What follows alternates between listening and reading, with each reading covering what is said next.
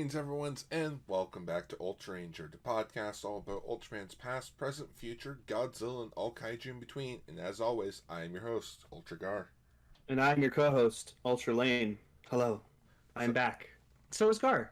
Yes. We're here to talk about Ultraman, specifically Ultraseven and Ultraman Dyna, because, those are the two we're currently watching and talking about. Well, so if you're here for any other Ultraman, go back and watch our other old episodes. We talked about Ultraman X, Orb, the Origin Saga, G, Taiga, Rube, Zed, which was fucking amazing. Deserves to be in the Criterion collection. I think he deserves to be in the Criterion collection. Just can you imagine that? The Criterion, company got the rights to Ultraman. All Ultraman in one giant box set. Oh my goodness. Oh, man. But I don't think they do shows.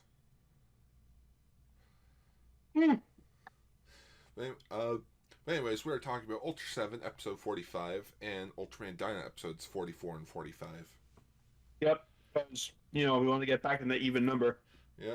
At least for one episode, then the next one after that, episode 167, that's the end of Ultraseven. Yeah, we're almost done. We are almost done both these shows. We're we're 4 episodes away from finishing Ultraseven, and we're 6 episodes away from finishing Dyna. But I also keep forgetting, oh right, we still have the other movie of Dyna to watch. Yeah. The Hanajiro Returns movie. Oh, wait, he went away? I guess since it takes place after episode 48, something happens in episode 48 revolving Hanajiro. Oh no, I hope he doesn't turn into like a giant kaiju and Dyna has to kill him. Well, I'm guessing if he returns, I don't think that's the case. I don't know, maybe he tries to kill Dyna. It's just a giant kaiju. No, it's like we did get some Hanajiro this time. Yeah, we did get Hanajiro in one episode. Yeah. But I want to quickly talk about something before we get into these episodes. So our friend, he goes by Armorhide in the Castranger Discord. Yeah. He's been slowly getting into Ultraman through Blu-ray sets. And he just got X. And he asked me, which one would you rather watch first, X or G? And I'm like, that is a tough one. But I recommend X, but I told him to be just to be careful because other Ultras show up in that. And I mentioned in the movie, Taiga and Ultraman show up. But for short, I just called him Man. And he's like, Man and Taiga? I'm like, Ultraman and Taiga. And I explained to him how back in Ultraman Ace, they did just refer to Ultraman as Man. Amazing. But not even realize in the Zaffi song, like Zaffi's theme character song, one of the lyrics is, he is the big brother to Seven and Man. So they don't even call him Ultraman in that song, just Seven and no Man, no. So maybe Ultraman's just short for Ultra Manny. He's just Manny from Ice Age. He's just Manny. Manfred. Ice Age was sad. Yeah. He found out that humans killed his family.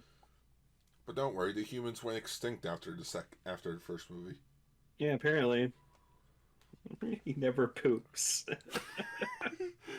He never poops. Yes, he did. He changed his diaper in the movie. But it was clean. Don't care.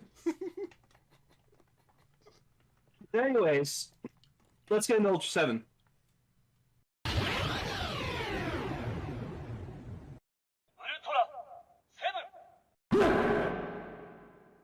So, episode 45, The Saucers Have Come. Now, when I watched this, I remembered there was an episode of Taiga, episode 6, and we found out that this episode of Ultraseven had some relation to it, kind of like references. Yeah. And so we went and watched that episode so we could have the full context to the reference. But we didn't have the full extent of content context because we didn't watch all of Ultraseven by that point. Yeah. But now we have. Yeah. So this episode's basically about this guy named Saburo Fukushin, and he's like a young man who loves gazing up at the stars every night, and he has to always do it late at night because that's when the stars are at their brightest, because, you know, like light pollution and shit like that. It ruins it. Like when I went to summer camp when I was a teenager, like there were barely any lights out where we were. So like when we did like our Wednesday campfires or whatever like that, we'd like look up at the sky and the stars were just gorgeous. But where my parents live, I would go walking at night sometimes after visiting friends and such. I would just look up, see all the stars. It's a beautiful sight. But, you know, since he's doing this every day, late at night, you know, he doesn't get enough sleep, and he's like slacking at work. Like, where at one point, like we see him, like he works in like a factory, and he's like, you know, shaving metal. And he just keeps like dozing off, and like you can't doze off like in front of a machine like that because you'll just. And luckily, a coworker stops him, and he's like, "Dude, like, you're gonna fucking die, yeah."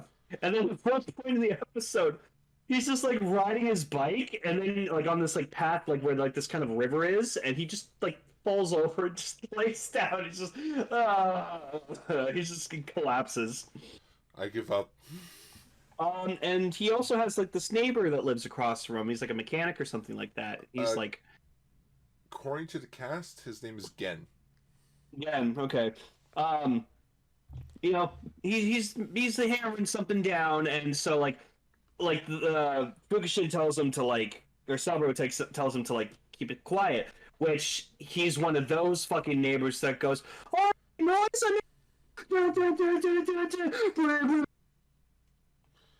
Like he's just like super fucking annoying, and like the horn he kept fucking like honking. That was like loud. Like, cause I was watching Ultraseven at like 7:30 in the morning. Oh. So like in my headphones, I was just like, Jesus Christ. Yeah. He's like, hey man, do you mind keeping it down? It's the middle of the night. He's like, oh, I'm making too much noise? No, this is making too much noise. And he starts like pushing stuff over, knocking stuff. Yeah, he's an asshole. But I loved him. Drunk too. Yeah, he was drunk at one moment in time. I know. I think he's just drunk all the time. But he was also like he said he gets pissed off real easily. But anyway, so he's looking like someone's looking through his telescope, and he sees flying saucers, an invasion fleet. What? So he like goes to like call the Ultra Guard. He like borrows like a phone or whatever like that. But I thought this was the year 2000. Shouldn't everyone have phones? Yeah, for real. Like, I love that it's supposed to be the year 2000, but it's still like 1968. Gotta go to a pay. Why didn't he go to a payphone first? Because he goes over to Gen's and bashes on his door, being like, "Hey, I need to use your phone." And Gen's like, "Dude, it's the middle of the night. Screw off," and he closes his door. Well, for me back then, like it would have been just like going to a payphone. Maybe there's not one in like distance, like that's close enough. Yeah, so it's like, you know, if you're in an emergency, like and you don't have a phone, like back then, you go to the closest person next to you who has one. And so yeah, like he keeps like Saburo keeps like running into this kid every day who just comes down. And he's just like, "Oh, what's up? Like, what are you doing?" It's like, "Why are you like looking at the stars?" He's like, "I just like what's up there, and like I want to go up there someday. Like, I really want to see the stars." And like they call the Ultra Guard. And basically, this is another like instance of the boy who cried wolf, because like he keeps calling about the saucers, and then like they get the photos and stuff like that people like send to the observatories and stuff, and it's like they're just a cluster of stars, like that's all. But like Dan's kind of like, because like Dan's always suspicious of shit. Mm-hmm. But at least it is interesting that they do bring up that Saburo isn't the only one making these calls.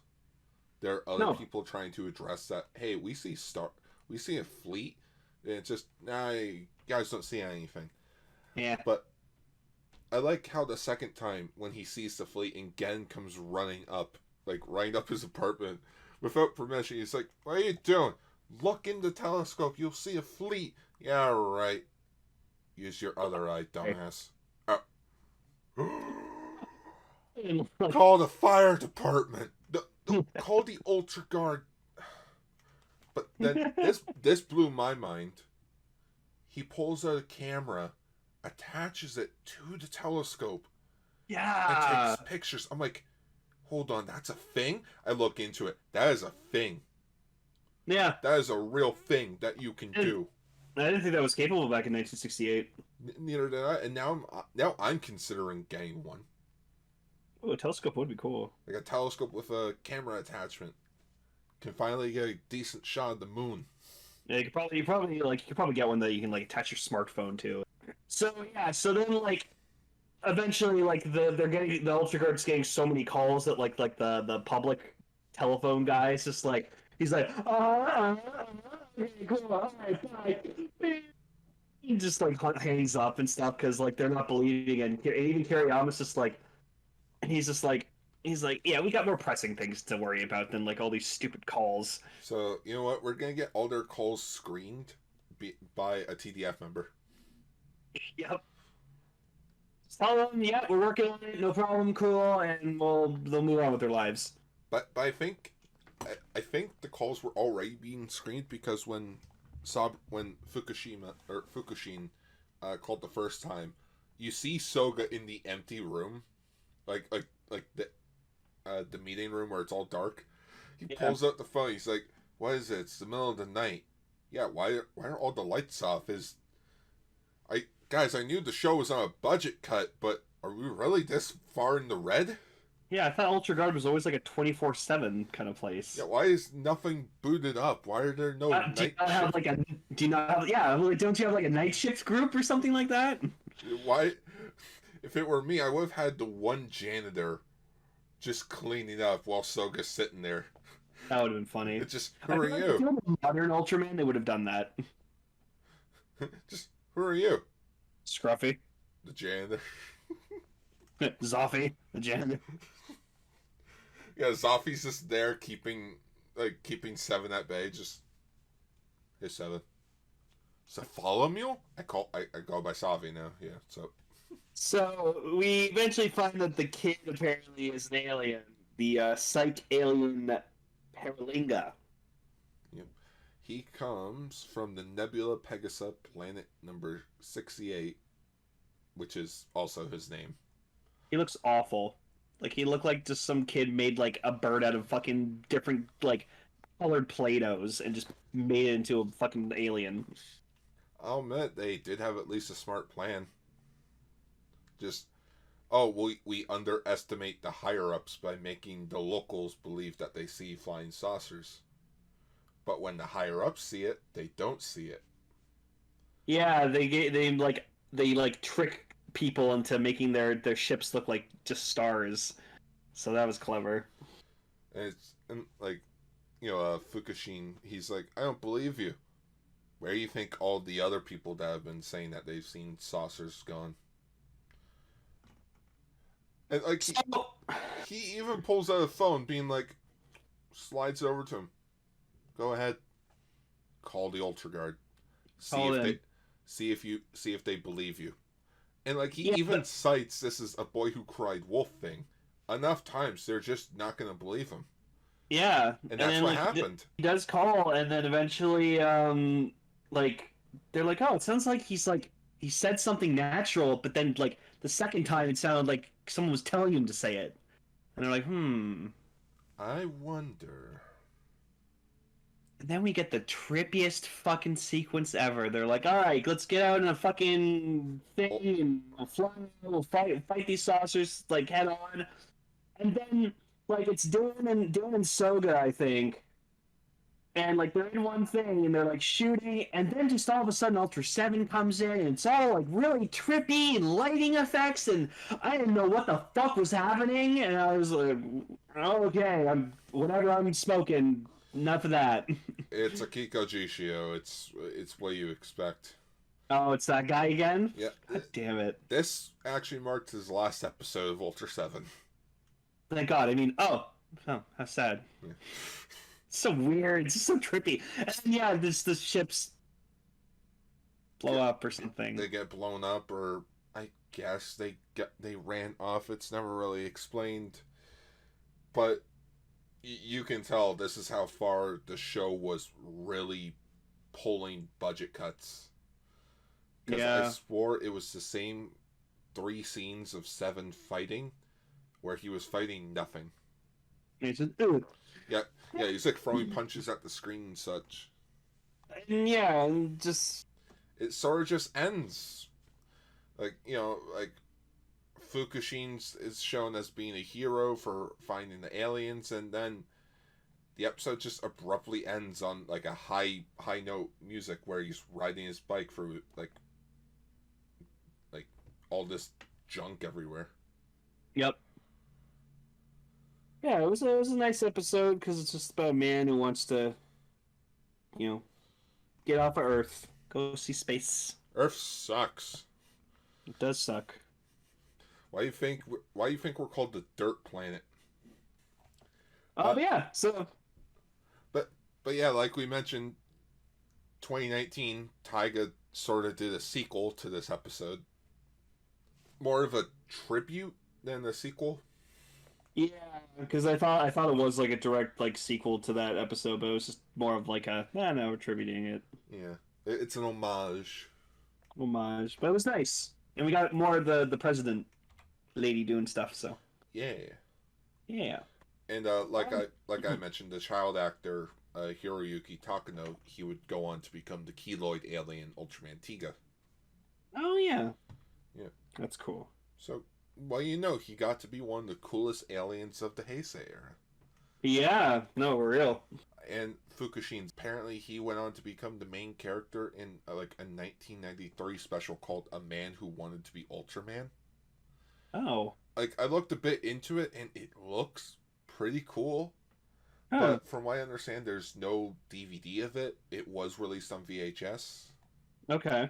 So now I sort of want to hunt this down. You'll find it. You're good at finding things. I will find it. I'll find it. But yeah, good episode of Ultraseven until the last bit was 7.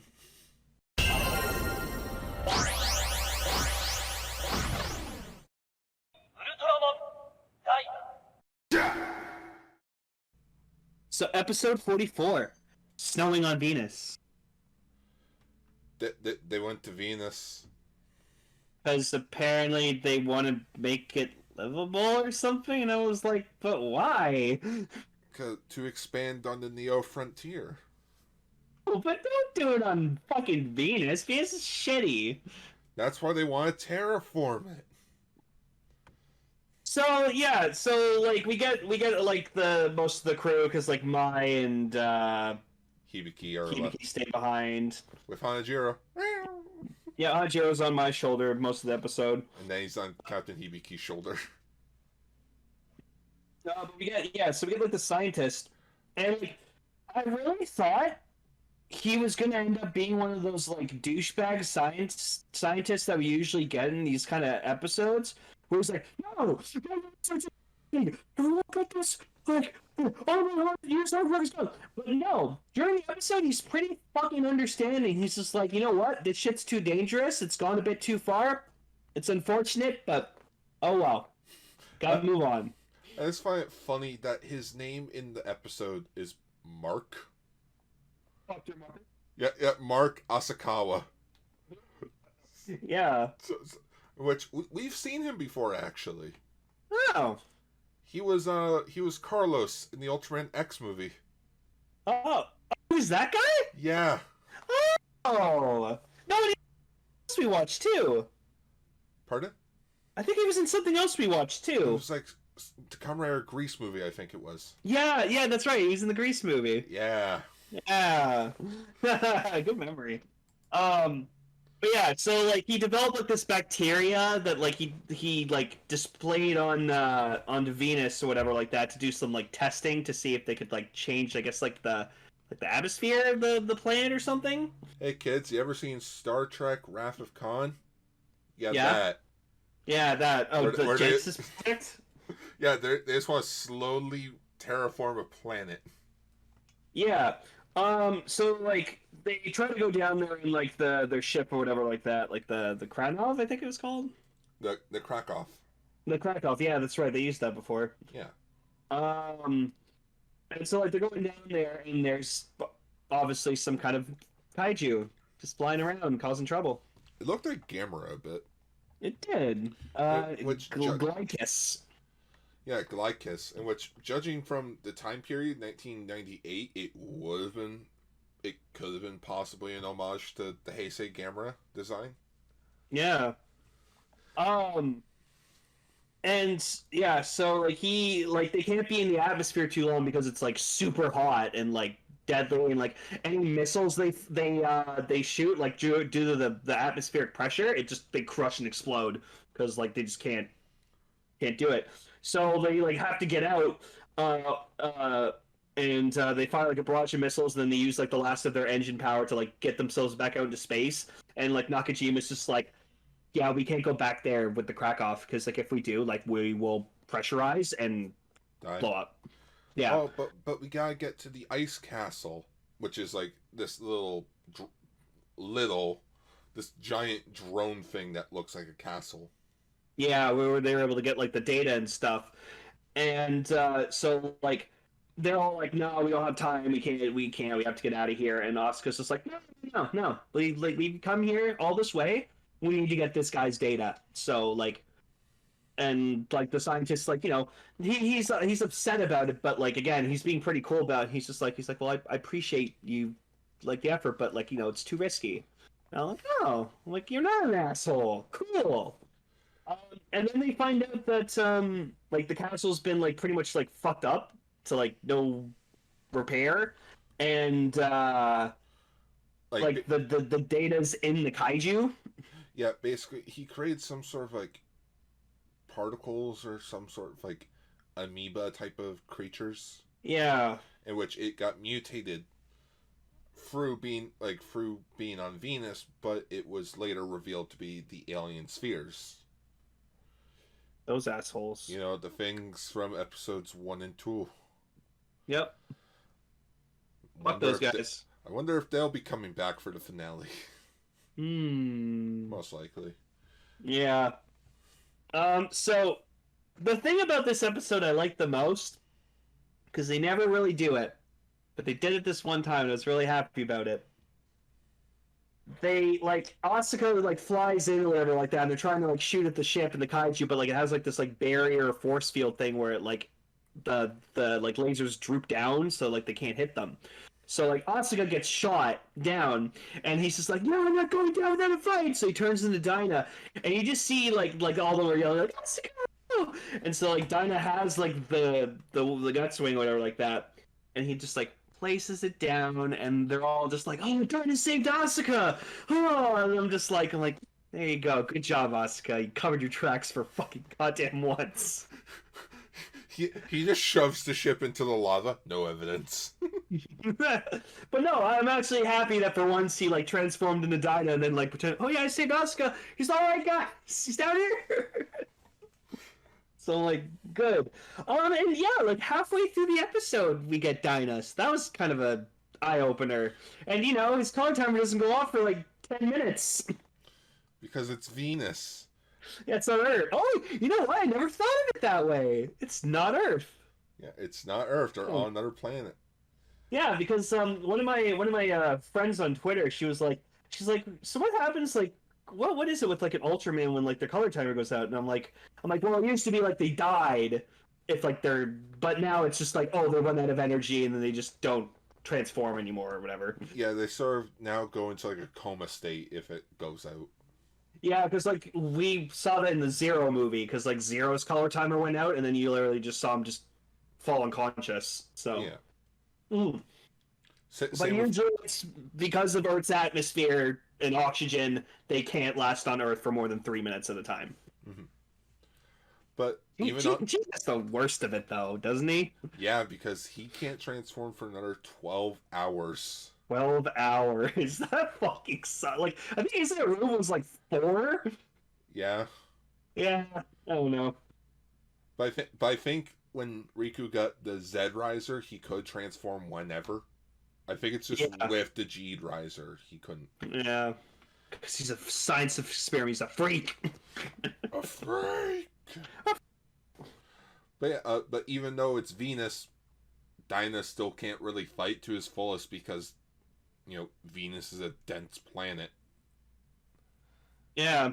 Yeah, He was Miracle for pretty much like all the fight. because he's lighter. Yeah.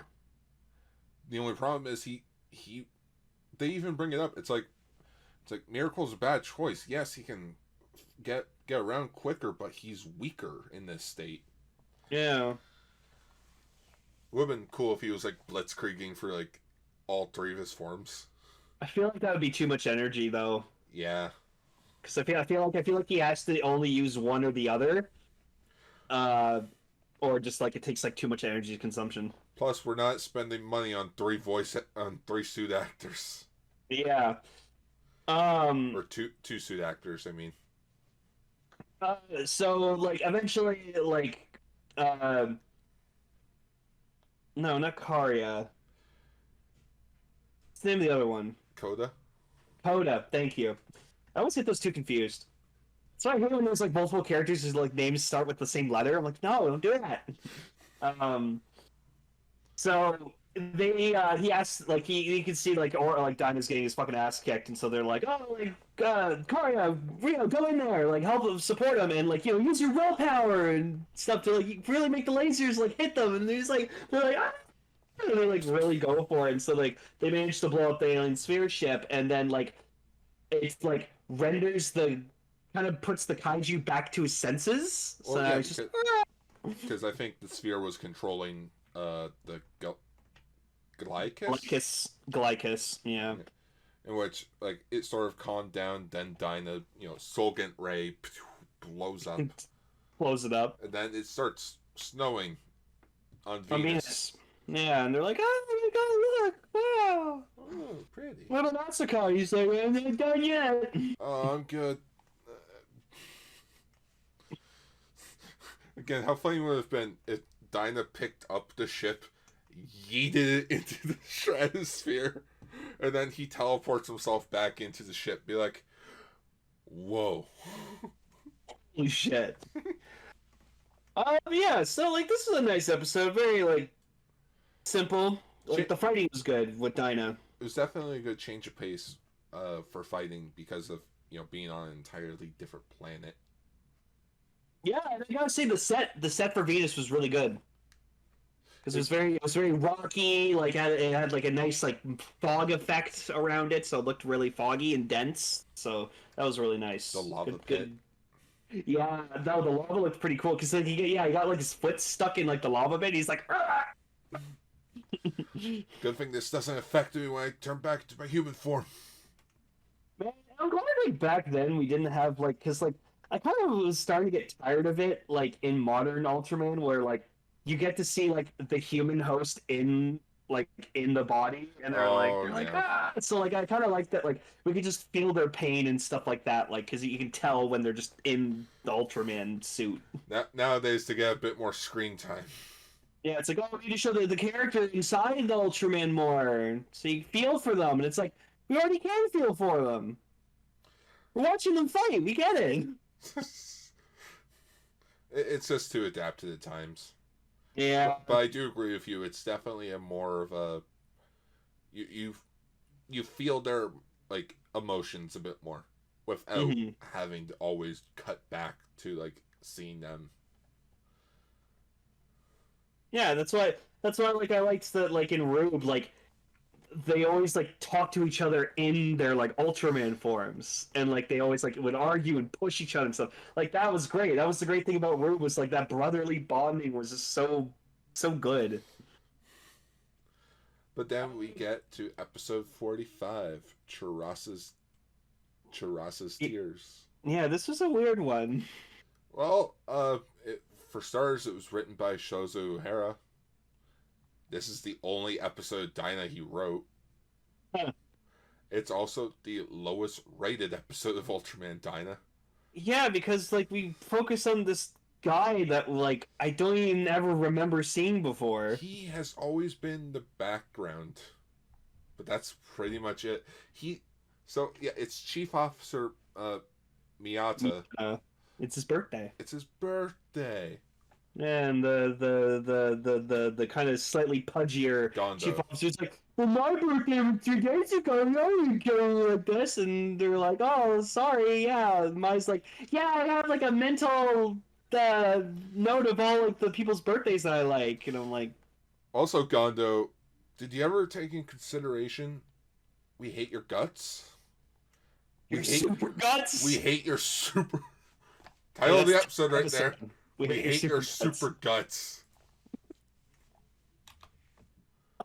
But yeah, so Miata's been through some shit apparently because like we see we get to introduce to the super space like immortal beast Trongar, which I love that name.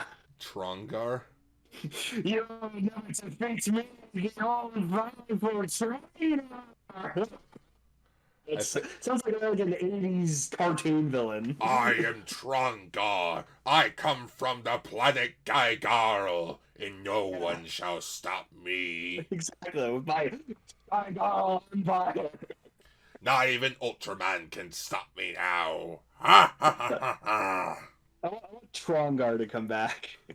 But yeah, he was like this kind of weird, like Demogorgon-looking motherfucker from like Stranger Things, because he had like he didn't have eyes, but he had like this big mouth with like open flap, and I think he had like a tongue that had the eye on it. I think he was meant to be like the Predator a bit. Kinda. Because like later in the episode, it sort of goes into like Arnold Schwarzenegger Predator territory. Yeah, and like, cause like they find it they're fighting Trongar, and like apparently Miata's seen this guy before, and he's like, oh, like his right shoulder, that's his weakness or whatever like that, and so like they shoot it, but then like It just Trongar like regenerates. adapts, he like regenerates his shoulder.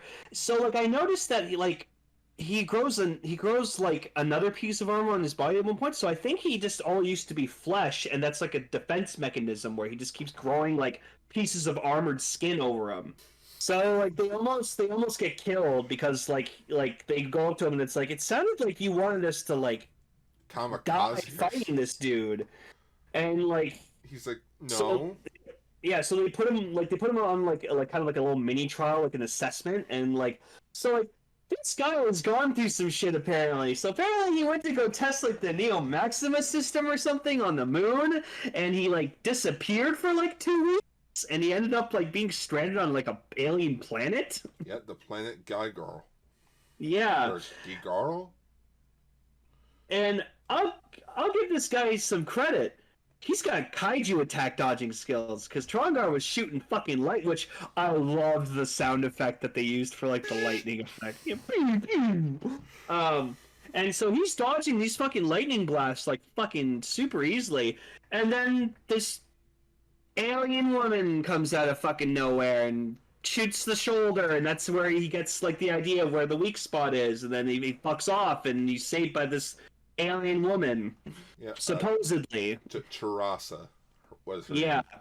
But even Gondo explains it's like, and you're telling us you went to a planet that had that had breathable oxygen on it.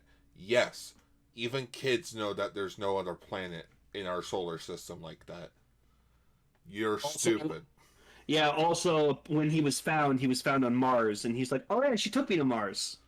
Sure she did. So like they don't really know if she's like actually real or he's just kind of like bullshitting. But like you can tell this guy's like got a lot on his mind, and like, you know, he's gone through some shit.